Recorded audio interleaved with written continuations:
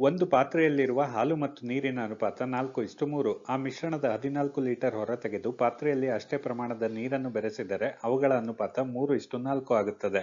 ಆ ಪಾತ್ರೆಯಲ್ಲಿ ಮುಂಚೆ ಇದ್ದ ನೀರಿನ ಪ್ರಮಾಣ ಲೀಟರ್ಗಳಲ್ಲಿ ಎಷ್ಟು?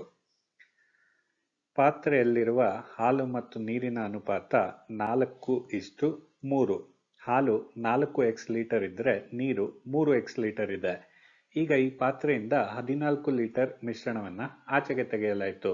ಹಾಲು ಮತ್ತು ನೀರು ಕೂಡ 4:3 ಅನುಪಾತದಲ್ಲೇ ಆಚೆ ಬರುತ್ತೆ. 4 + 3 7. 7ರಲ್ಲಿ 4 ಭಾಗ ಅಂದರೆ 8 ಲೀಟರ್ ಹಾಲು ಆಚೆ ಬರುತ್ತೆ.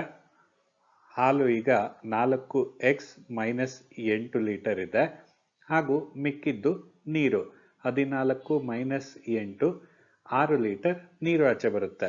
3x - 6 ಲೀಟರ್ ನೀರು ಇದೆ. ಈ 14 ಲೀಟರ್ ಹೊರತೆಗೆದಿದ್ದರಿಂದ ನಾವು ಮತ್ತೆ 14 ಲೀಟರ್ ನೀರನ್ನು ಆ ಮಿಶ್ರಣಕ್ಕೆ ಬೆರೆಸ್ತಾ ಇದ್ದೀವಿ. ಈಗ ನೀರಿನ ಪ್ರಮಾಣ 3x - 6 + 14 ಅಥವಾ 3x + 8 ಲೀಟರ್ ಆಗುತ್ತೆ. ಹಾಲು 4x - 8 ಲೀಟರ್ ಇದೆ. ಇದರ ಅನುಪಾತ 3:4. ಇದನ್ನು ನಾವು ಫ್ರಾಕ್ಷನ್ ರೂಪದಲ್ಲಿ ಅಥವಾ ಒಂದು ಸಮೀಕರಣದ ರೂಪದಲ್ಲಿ ಬರ್ಕೋಬಹುದು. 4x - 8 3x + 8 3/4.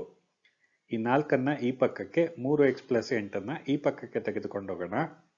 4 × 4x - 8 3 × 3x + 8ಕ್ಕೆ ಸಮನಾಗುತ್ತೆ.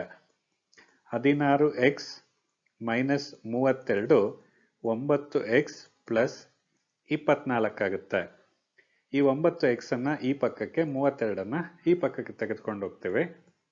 16x - 9x 32 + 24 7x